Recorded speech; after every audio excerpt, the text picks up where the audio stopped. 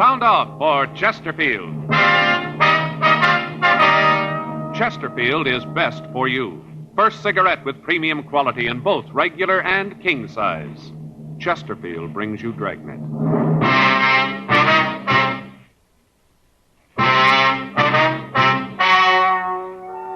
Ladies and gentlemen, the story you are about to hear is true. The names have been changed to protect the innocent.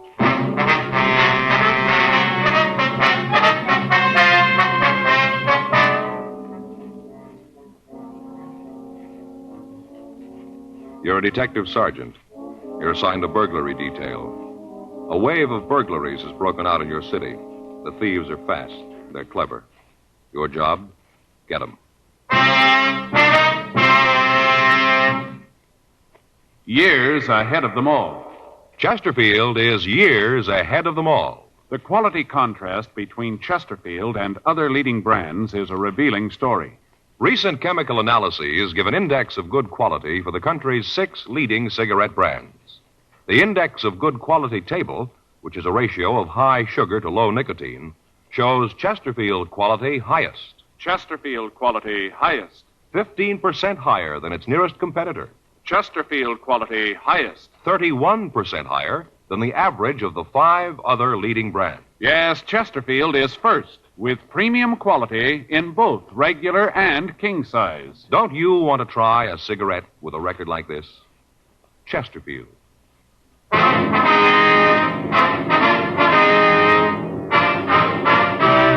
Dragnet, the documented drama of an actual crime. For the next 30 minutes, in cooperation with the Los Angeles Police Department, you will travel step by step on the side of the law through an actual case transcribed from official police files. From beginning to end, from crime to punishment, Dragnet is the story of your police force in action. It was Thursday, December 10th. It was cold in Los Angeles. We were working the day watch out of burglary detail. My partner's Frank Smith. The boss is Chief of Detectives Thad Brown. My name's Friday. We were on the way out from the office, and it was 10:14 a.m. when we got to the Armstrong Schneider Jewelry Company, the manager's office. Can I help you? Yes, ma'am. Police officers, we'd like to see Mr. Armstrong. Oh, yes. Just a minute. Police officers are here. Yes, sir, right away. Will you go right in, please? Thank you very much. Mr. Armstrong's office. Yes, sir. I'm sorry, but he's in a meeting. Won't you come in? Thank you very much. Thanks, sir. Mr. Armstrong? Yes. It's my partner, Frank Smith. My name's Friday. How do you do? Won't you sit down? Thank you very much. Thanks. Would you like a cigarette? Yes, sir. Thank you. Thanks. I have a lighter. As you know, this firm is probably the foremost fine jewelry store on the coast. Yes, sir. I wonder if you'd tell us about the theft. Yes. Well, we discovered it this morning. About what time was that? Well, about 9:45. That's when we missed it. I guess the necklace was taken about 9. Must have been right after we opened. Could you give us a description of the piece, sir? Yes, I have it right here. Got it from the insurance records. Have a drawing of it. We always have that done on high-priced items. Mm-hmm. Here you are. Thank you. Mm-hmm. What value do you place on the necklace? It's insured for $8,000. Firm can't afford to take a loss like that.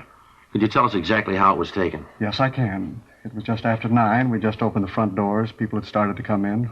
Lots of shoppers. Christmas, you know. Yes, sir. Well, this one couple came in, asked to see some of our more expensive necklaces. Henderson brought the tray out of the safe and showed the collection to the people. Henderson? Yes. He's the clerk who was waiting on the people. Oh. I gave him his notice. I had to. Looks to me like carelessness. I wonder if we could talk to him. Yes, all right. Thank you. Miss Courtney, would you have Henderson sent in here, please? Yes, right away. What? No, tell him I'll call later. That's right. Have him leave the number and I'll call back. Right, yes. He'll be right in. All right, thank you. How long has this Henderson been working here? I'd have to check the employment records to be sure. Offhand, I think it's been about 5 years. Ever since we opened at this location. We used to have a store downtown, then we moved out here. Mm-hmm. Where did he work before that? Well, let me see. I think it was someplace up north. San Francisco, I believe. Yes, he worked in a store up there.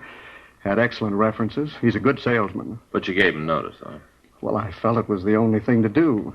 If he's getting careless, he has no business working in a store that deals with expensive merchandise. Mm-hmm. Excuse me. Yes? Send him right in. What? No, please tell him to call later. No, I'm not into anyone. No one but Sharon. My wife. Yes, sir. Come in. Do you want to see me, Mr. Armstrong? Yes, come right in, Henderson.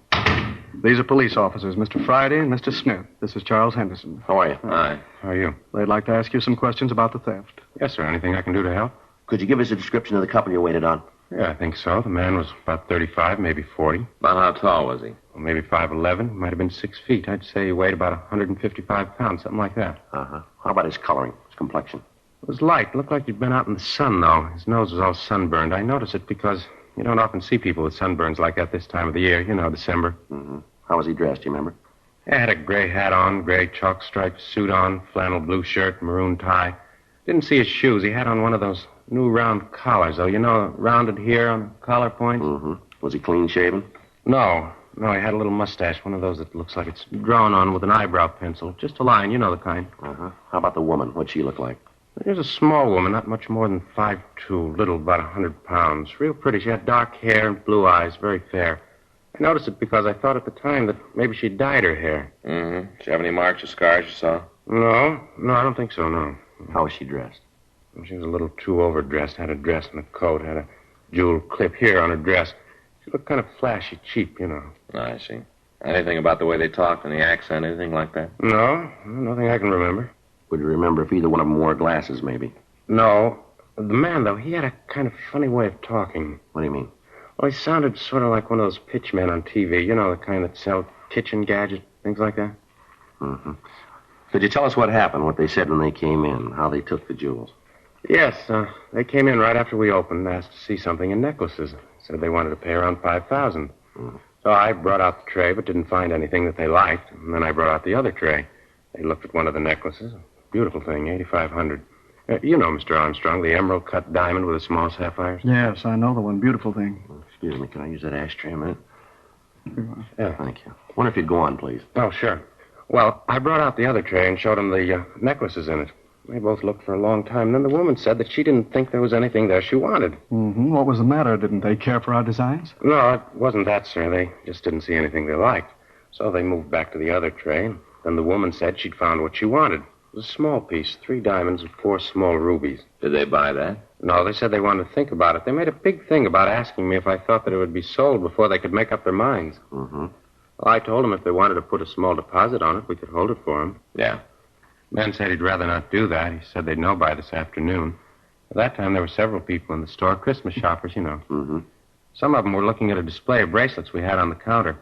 I went over to them to see if there was anything I could do. You know, tell them that I'd get someone to wait on them. I understand. It's a foolish thing to do, I know that. I'm afraid it was. Yeah, I know now. Well, when I got back, the couple was leaving. They told me they'd be in this afternoon and let me know. Walked out of the store, and I stopped to help a gentleman that came in. When I turned back to the trays, I noticed that the necklace in the more expensive tray was gone. Mm-hmm. Would you be able to give us positive identification of these people if you ever saw them again? Yes, I'm sure I would. Wonder if you can come downtown with us and look at some pictures, see if you can identify the thieves for us. Of course, if Mr. Armstrong has no objection. Not at all. You'd like me to come along, too? I don't think that'll be necessary right now. If there's anything we need, we can get in touch with you here, can we? Yes, right here at my home. I can give you that number. All right, fine. Okay. Here it is. Thank you, sir. Well, thanks very much. You ready to go? Yes, sir, I'll get my hat. Just a minute, Henderson. Yes, sir? As soon as you get through down there, come on back. Your job's waiting for you. All right, sir. I'd like to come back. Anything I can do to help, just let me know. All right, Mr. Armstrong. Not at all. I'll get my hat and meet you at the door. Right. Have you notified the insurance company of the theft yet, Armstrong? I have a call into them now. I'm expecting an agent from the firm any minute. Sure hope you can recover it. Yes, sir. We'll do the best we can.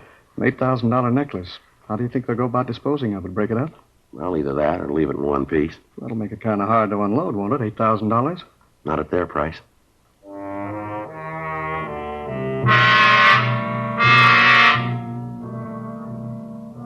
"10:37 a.m. We talked to the other people in the store. From them, we got verifying descriptions of the 2 thieves. 11:32 a.m. Frank and I took the clerk, Charles Henderson, down to the city hall and had him go through the mug books. We got out a local and an APB on the pair of thieves, and a description of the stolen necklace was prepared for the Daily Bulletin. The insurance company that underwrote the necklace got in touch with us and said that they were getting out printed circulars to jewelers throughout the country.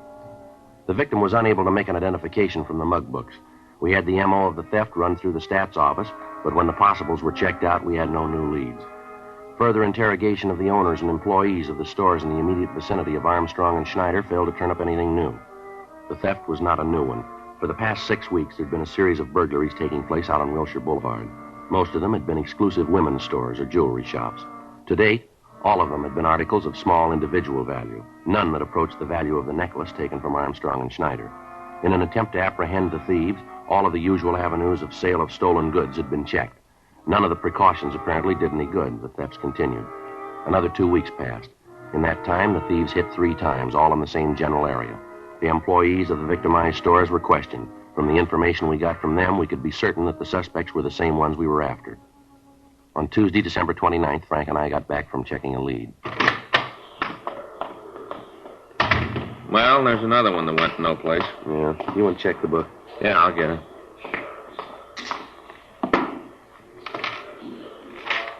Anything there? Yeah, there's a call here from Alex Olson. Olson? Yeah. Got a Dunkirk number. You know Olson? No, that name doesn't mean anything to me. Say what it's about? No, so just call him. Says it's important. All right. Give me the number, huh? Yeah. Here you go. What is this, 190? Is that a 9? Yeah, I think so. Yeah, it's a 9. You don't make 9s very good. Lopey can't write. Can I speak to Alex? Oh, Alex Olson. Yeah. Yeah, that's right. The hotel. Yeah. Hello. This Olson? Yeah. This is Friday. Police department. You want me to call you? Yeah. Oh, yeah. Sure, I remember, huh? Yeah, sure. We'd like to talk to you. Yeah. No, we'll come over there. That's right. You want to give me the address? Just a minute. Yeah. Okay. Right. Bye. Olson, he works for that carnival. You remember we talked to him last year? Says he wants to see us about some burglaries now. Oh, yeah, I remember. Says he's in with the thieves. 11:26 a.m. We drove out to the address Olson had given me on the phone. We talked to the desk clerk at the hotel. He said that Olson had just moved in, and that during the time he'd been there, Olson hadn't talked much to any of the other people in the place. The clerk gave us his room number, and Frank and I went up to talk to him. Oh, where is that? Joe Friday. Oh, just a minute. All right, come on in. Thanks. All right. Olson, this is my partner, Frank Smith. Uh-huh. Hello. Yeah, I remember you. Sit down. Thanks. You want a drink? No, thanks. Oh, I gotta have one. What was it you want to talk to us about, Olson?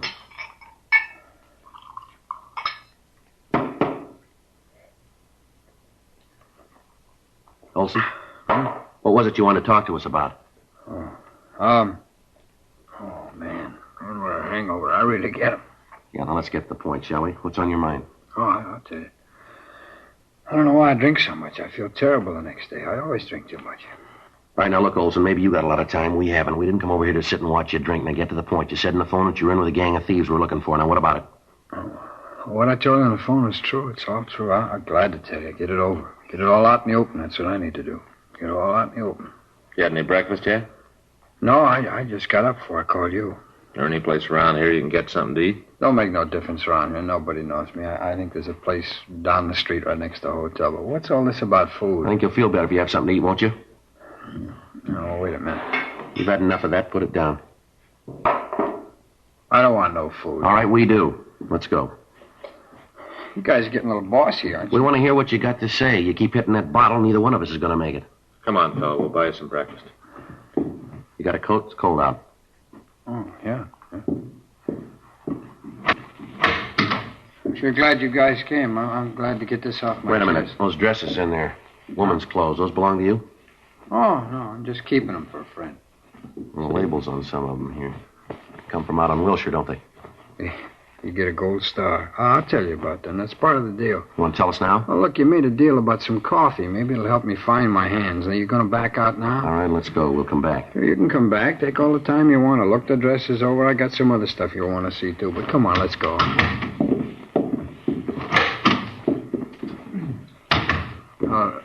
let's walk down. Now, let's not take the elevator. It's too noisy. Murder. All right. Well, what's this other stuff you wanted to show us, Olson? The jewelry. I got some of it in the dresser. It's cheap stuff. Nothing worth anything. It's cheap. Where'd you get the clothes and jewelry? Oh, Red asked me to keep him for him. Who? Well, he's the guy you want. He's the one that's engineering the thefts. He's the one. He's a real crumb. Big man. He's the one you want. I'd like to see you get him. How many other people working with him? 3 others. You know who they are? Sure. I know the whole story, start to finish. I know the whole thing. I'll tell you. I'll tell you all about it. Let's go out the side way. All right. Now, where's this coffee shop? Wait a minute. You sure you wouldn't like a belt? No, and neither do you. Now, let's go.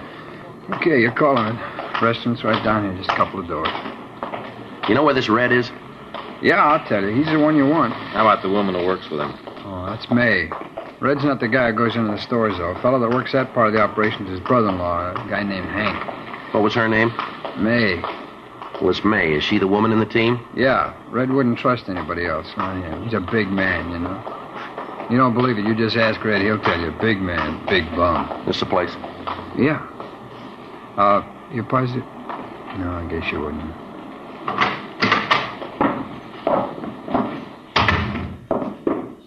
Booth in the back, all right?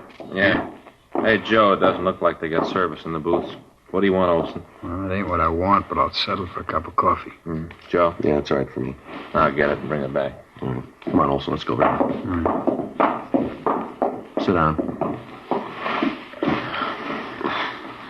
All right, now suppose you start right at the beginning and tell me about it, huh? Who's Red? How do they work the operation? Where can we find them? Tell us everything. All right.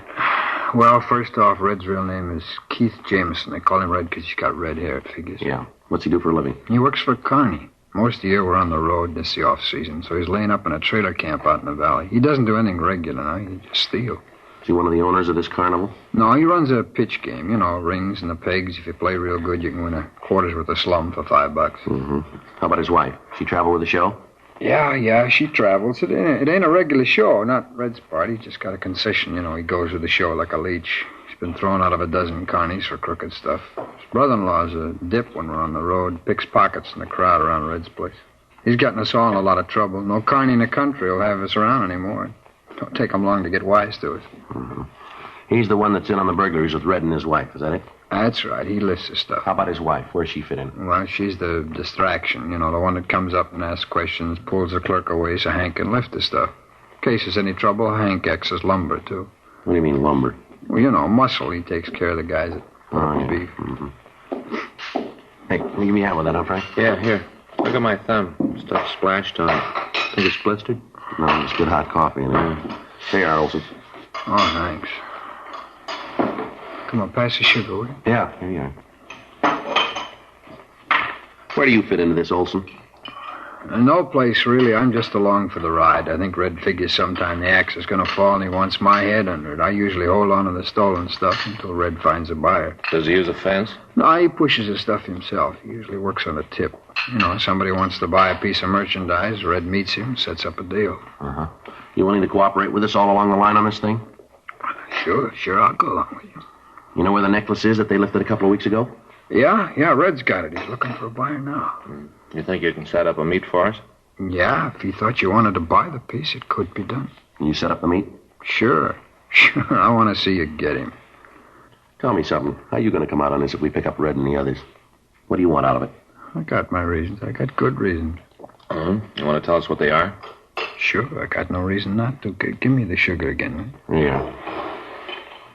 You see, Red figures he's going to make a sideshow character out of me next season. I'm not going to go that route. Yeah? What do you mean? Oh, you know, the wild man from Borneo, sit in a pit all day and yell at the customers. Pitch like that always draws a big crowd. Red figures it'll be good for picking pockets. Yeah. You ought to know by now Red's out of his mind. Yeah. Wild man from Borneo. Even a leopard skin won't help. Look at me. I only weigh 105 pounds.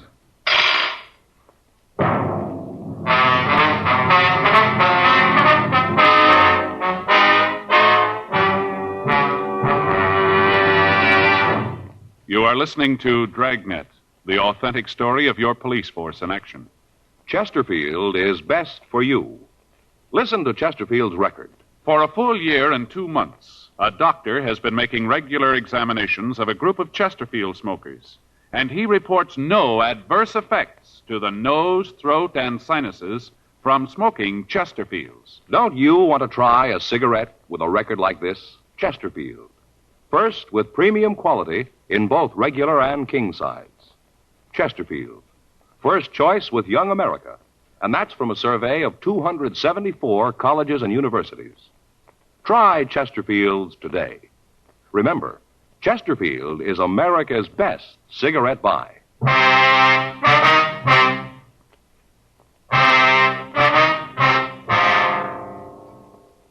2:24 p.m. We continued to talk to Alex Olson. He told us what he knew of the operation of the thieves. We went back to his room and searched it thoroughly. We found several pieces of cheap costume jewelry and several of the stolen dresses. Most of the other things in his room were worthless, and as far as we knew, had not been stolen. We took him down to the city hall and had him checked through R&I. He had an arrest record showing several arrests for being drunk in a public place. We checked the name Keith Red Jameson through the files. There was no record on him. There was no record in the moniker file either. Jameson's brother-in-law and the 2 women were also checked out, but we found no previous criminal record for either of them. Communications were gotten off to Washington to check the possibility that the suspects might have records in other states. 4:40 p.m. We met in Captain Wisdom's office. Olson told us that he'd arrange a meeting for us with Red. While we listened on an extension phone, he called the suspect, told him that he had a buyer for the necklace. A meet was set up for the following morning at the entrance to Alvera Street. Red said that he'd have the necklace with him at the time. 5:37 p.m. Frank, Olson, and I drove out to the trailer camp in the valley. We checked the trailer that Red lived in, and also the one his brother-in-law had. We got a good look at the car Red would drive to the meet, and then we arranged for a stakeout on the trailer park. 8:23 p.m. The 3 of us drove back down to the city hall. You ain't going to try and take him at the meet, are you? We hadn't got around to that yet. Why? Well, you do, and it's going to point straight at me. You ain't going to put him away forever, you know. He's going to get out, and he's going to draw a straight line to me. I don't want that. I got to be protected. We'll take care of you. Don't worry about it. Oh, big deal. You take care of me. Well, how? That's what I want to know. How you going to do it? We'll get him before he gets to the meet. Here you go, in here. Look, tell me, how you going to work it? We'll come up with a way. You ain't going to get near him in plain clothes. I'll tell you that right now. He'll spot you a mile away. Comes to cops, he's got eyes in the back of his head. You can't get anywhere near him in those clothes. Don't worry, we won't. He'll be picked up for something else. We'll find the necklace on him if he's got it, and you'll never know that's what we're after. Well, how you going to work it? How? We'll be in uniform, in a traffic car coming in from the valley. That might work, huh, Frank? Yeah, I think so. He's bound to make a mistake. When he does, we'll be there. Yeah, that'd do it. You'll never figure I had anything to do with that, never. Yeah, it ought to work. Yeah, that'll work good. Yeah. You guys wouldn't like No, a drink? we wouldn't. No booze. Okay. I just noticed the bar across the street. I thought maybe you guys would like to stop there. I'd feel a little better about this if I had a drink. Just a little one. Come on now, bud. Sorry, Alex. We got to take you over to the main jail. You got a what? For the time being, we got to hold you. Oh, now, wait, it ain't the jail that bothers me, not being in jail. It's just that I hear it's pretty rough to get a drink over at the Gray Bar Hotel, you know. That's the only thing that bothers me. There's no room service there. Yeah, well, it'll all work out for you. Oh, I don't know. So I got mixed up in this thing. Seems like I got no choice in anything. It don't seem fair. I got no choice. DA's office will know what you did. It'll be marked down that way. Well, I got no beef with you guys. You better take it easy with Red, though. Is that right? Yeah, he's got a gun.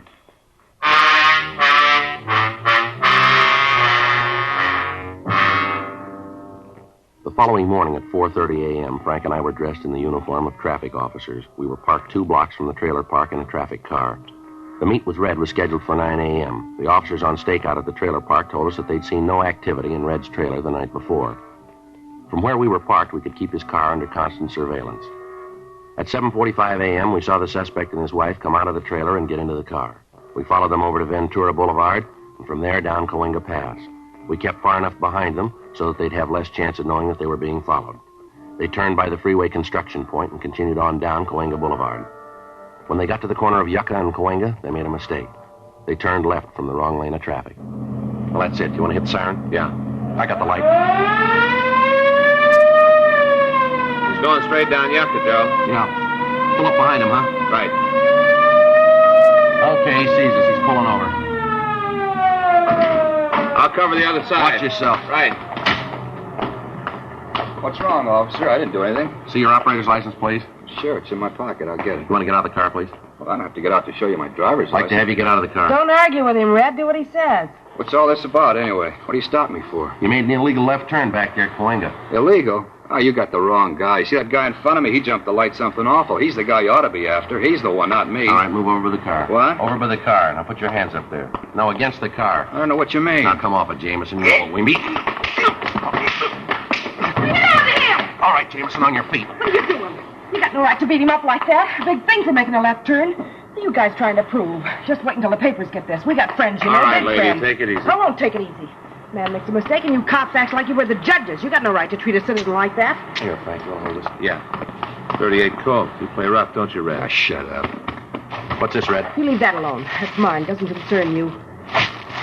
Necklace, Joe? Yeah. So it's a necklace. What's that prove? You got nothing on us. Write out the ticket for the left turn and let us go. That's all you got. You got a permit for this gun? No. This necklace is stolen. You know that, don't you? I don't know anything about it. I'm not going to say anything till I see a lawyer. Nothing. I knew this would happen. Always knew it about you. You're yellow. Willing to take a chance as long as you ain't going to be nailed. Let something go wrong and right away you start screaming for a lawyer. Poor excuse for a man. You took a chance and you lost. Well, don't be a coward about it. You got no excuse. None in the world. You got no excuse at all. Well, that makes you even, lady. Huh? Neither of you.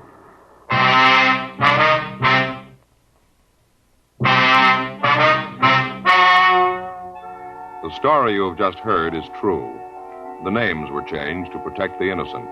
On April 15th, trial was held in Department 87, Superior Court of the State of California, in and for the County of Los Angeles. In a moment, the results of that trial. Now, here is our star, Jack Webb. Thank you, George Fenneman. I sure hope you were listening real close to what George Fenneman had to say tonight, because it proves what I always tell you. You can't beat the premium quality you get in Chesterfield, regular or king size. I'd like you to try Chesterfields. They're much milder, and they have a wonderful taste.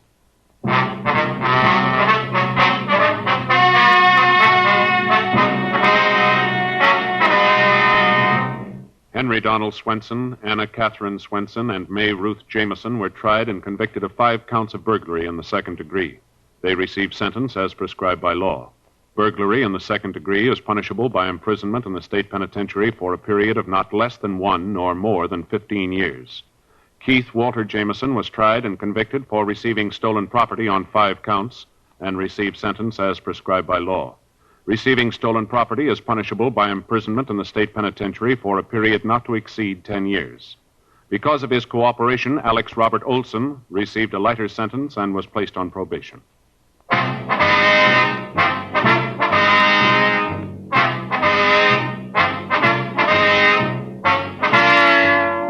You have just heard Dragnet, a series of authentic cases from official files. Technical advice comes from the Office of Chief of Police W.H. Parker, Los Angeles Police Department. Technical advisors Captain Jack Donahoe, Sergeant Marty Wynn, Sergeant Vance Brasher. Heard tonight were Ben Alexander, Stacey Harris, script by John Robinson, music by Walter Schumann. Hal Gibney speaking. For a million laughs, tune in Chesterfield's Martin and Lewis Show, Tuesday on this same NBC station. And sound off for Chesterfield's. Either regular or king size, you'll find premium quality Chesterfields much milder. Chesterfield is best for you. Chesterfield has brought you Dragnet, transcribed from Los Angeles. Now, new Fatima has the tip for your lips. Fatima tips of perfect cork. King size for natural filtering. Fatima quality for a much better flavor and aroma. So remember, new Fatima has the tip for your lips. Fatima. See how smooth they are. Remember, Fatima is made by the makers of Chesterfield, Liggett & Myers, one of tobacco's most respected names.